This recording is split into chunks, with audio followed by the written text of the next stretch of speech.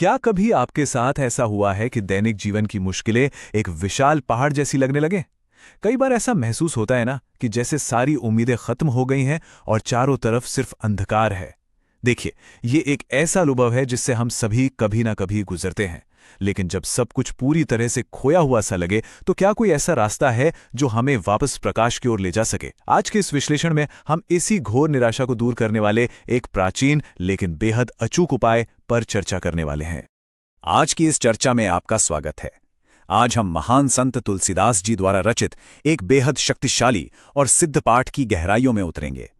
हम इसे केवल इतिहास के एक पन्ने की तरह नहीं पढ़ेंगे, बल्कि आधुनिक जीवन की चुनौतियों से निपटने के लिए एक आध्यात्मिक टूलकिट के रूप में समझेंगे। यह पाठ सिर्फ कुछ शब्दों का संकलन नहीं है, बल्कि यह साहस का एक ऐसा पावर हाउस है जो सदियों से मुश्किल समय में लोगों का मार्गदर्शन करता आ रहा है। आज हम इस विषय को कुछ इस तरह से समझेंगे। सबसे पहले हम परम विघ्नहर्ता के स्वरूप को जानेंगे, फिर देखेंगे कि कैसे अंधकार और भय का नाश होता है। उसके बाद निराशा में आशा की किरण, असंभव बंधनों को तोड़ने के तरीके, और अंत में इसे आज के जीवन के लिए एक आध्यात्मिक मार्गदर्शिका के रूप में कैसे इस्तेमाल किया जाए, इस पर बात करेंगे। तो चलिए सबसे पहले बात करते हैं उस परम विघ्नहर्ता की जो इस पूरी चर्चा का केंद्र है। सबसे पहले इस शब्द संकट मोचन को ही डिकोड करते हैं।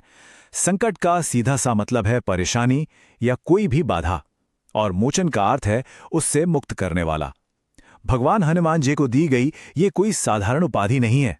ये इस बात का प्रतीक है कि वो एक ऐसी अल्टीमेट शक्ति हैं जो किसी भी तरह की रुकावट को खत्म कर सकती हैं। फिर चाहे वो हमारी हेल्थ से जुड़ी समस्या हो, करियर की कोई बड़ी उलझन हो, या फिर आजकल की लाइफ की स्ट्रेस और एंग्जाइटी। अब इस पाठ को अष्टक क्यों कहा जाता है? संस्कृत में अष्टक का मतलब होता है 8, यानी इस पूरे स्तोत्र में ठीक 8 छंद हैं। और इसे लिखने वाले वही कुशाग्र संत तुलसीदास जी हैं जिनकी लिखी हनुमान चालीसा हम सब जानते हैं। दरअसल कई लोग तो हनुमान चालीसा के तुरंत बाद इस अष्टक का पाठ करते हैं, क्योंकि इसका प्रभाव बहुत गहरा होता है। आपने ये पंक्ति जरूर सुनी होगी, को नहीं जानत है जग में कपि संकट मोचन नाम तिहारो। सबसे दिलचस्प बात यह है कि इन 8 छंदों में ये एक विशेष पंक्ति बार बार आती है। ये एक ऐसा कोरस है जो हर छंद के अंत में जुड़कर एक कमाल की लय बनाता है। ये लय लगातार इस बात का एहसास कराती है कि जब भी हमें सबसे बड़ी सुरक्षा की जरूरत होती है, तो पूरे ब्रह्मांड में संकट मोचन का नाम ही सबसे ऊपर आता है। अब आगे बढ़ते हैं और देखते हैं कि कैसे ये पाठ अंधकार और हमारे सबसे गहरे डरों का नाश करता है। पहले छंद की कहानी तो हम सबको बचपन से याद है ना, जब हनुमान जी ने चमकते हुए सूरज को एक मीठा फल समझकर निगल लिया था। अब जरा इमेजिन कीजिए उस वक्त क्या हुआ होगा।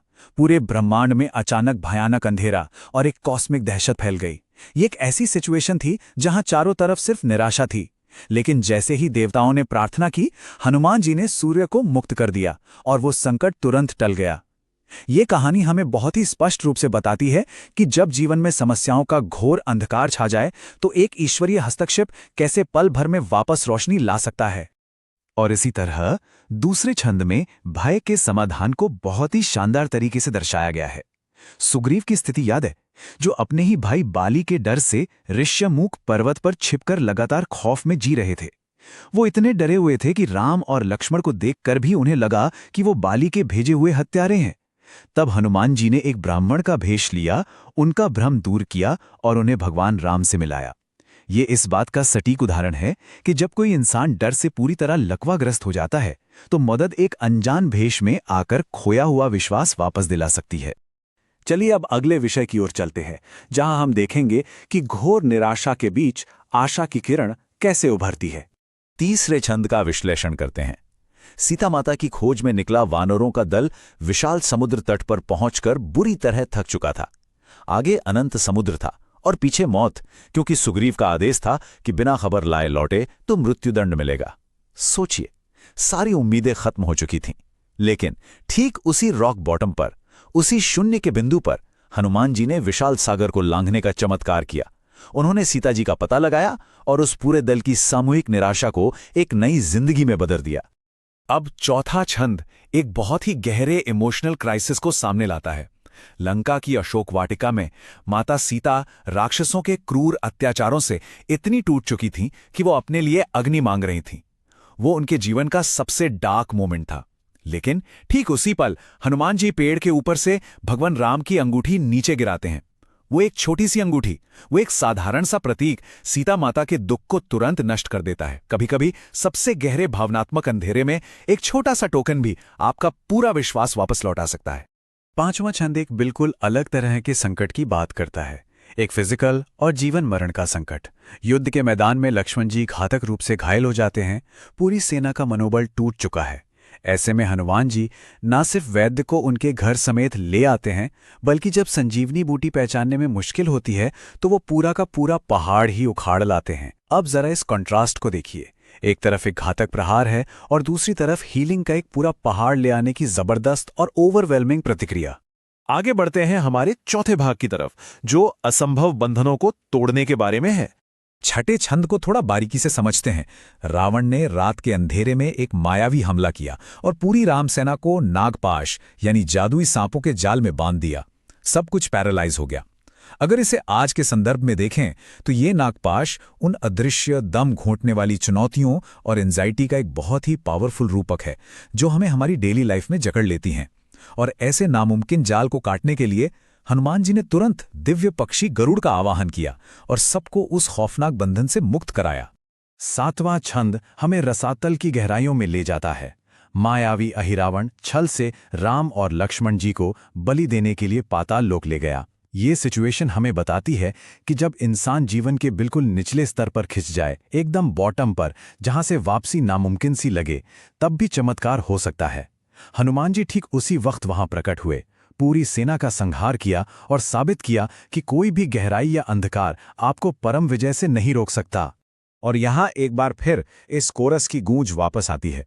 विनाश के बिल्कुल किनारे से, एकदम ब्रिंक से लोगों को सुरक्षित वापस लाने का ये जो अटूट रिकॉर्ड है ना, यही वो कारण है कि पूरे संसार में हनुमान जी का नाम संकट मोचन के रूप में इतना प्रसिद्ध है। ये कोई साधारण लाइन नहीं है, ये एक अकाट्य सत्य का उद्घोष है। अंत में आइए देखते हैं कि ये सब आज के समय में हमारे लिए एक आध्यात्मिक मार्गदर्शिका कैसे बन सकता है। ये समझना बहुत जरूरी है कि ये सिर्फ सदियों पुरानी कहानियां नहीं हैं। दरअसल ये एक बहुत ही गहरा मनोवैज्ञानिक नक्शा है। इन कथाओं में जो अंधकार है वो हमारी खुद की अज्ञानता और भ्रम है। नागपाश का वो घुटन भरा जाल आज के दौर की मानसिक चिंता और एंग्जाइटी का प्रतीक है। पाताल लोक का वो रसातल हमारी गहरी निराशा या डिप्रेशन को दर्शाता है। और इन सब के बीच हनुमान जी उस प्रचंड आंतरिक शक्ति, साहस और डिवोशन के प्रतीक हैं जिसकी जरूरत हमें अपनी इन रोजमर्रा की मानसिक लड़ाइयों को जीतने के लिए होती है। तो सवाल यह है कि इस शक्तिशाली टूलकिट को हम अपनी लाइफ में कैसे उतारें। इसके लिए कुछ बहुत ही प्रैक्टिकल कदम हैं। एक शांतिपूर्ण समय का चुनाव करें। पारंपरिक रूप से मंगलवार या शनिवार इसके लिए बेस्ट माने गए हैं। इसके छंदों को केवल रटे रटाए तरीके से न पढ़ें, बल्कि उनके गहरे अर्थों को समझें। और सबसे अहम बात, एक शांत वातावरण में इसका रेगुलर पाठ करें। ये नियमित अभ्यास आपकी डेली लाइफ के स्ट्रगल्स के खिलाफ दिमाग में एक सॉलिड सुरक्षा कवच और मेंटल रेजिलियंस तैयार करता है। इस अष्टक के अंत में एक बहुत ही प्रभावशाली दोहा आता है, लाल देह लाली लसे अरुधरी लाल लंगूर। ये दोहा हमारे मन के भीतर एक बहुत ही पावरफुल और एनर्जेटिक इमेज बनाता है। हनुमान जी का चमकता हुआ लाल शरीर जो वज्र के समान मजबूत है, ये साफ तौर पर दर्शाता है कि दुनिया की कोई भी नेगेटिव एनर्जी या सबसे कठोर राक्षस उनके सामने टिक नहीं सकता। ये परम साहस और ईश्वरीय सुरक्षा की एक ऐसी तस्वीर है जो किसी को भी ऊर्जा से भर देती है। तो आज के इस विश्लेषण से ये बिल्कुल स्पष्ट हो जाता है कि सच्ची आस्था और आंतरिक शक्ति के दम पर किसी भी तरह की बाधा को हराया जा सकता है। अब सोचने वाली बात यह है कि जब हमें जीवन में नई उम्मीद और रेजिलियंस का ये नया नजरिया मिल गया है, तो वो कौन सी अगली असंभव लगने वाली बाधा है जिसे आप अपनी आंतरिक शक्ति और इस अटूट भक्ति के दम पर पार करने वाले हैं। उस चुनौती को पहचानिए और पूरी हिम्मत के साथ उसका सामना कीजिए।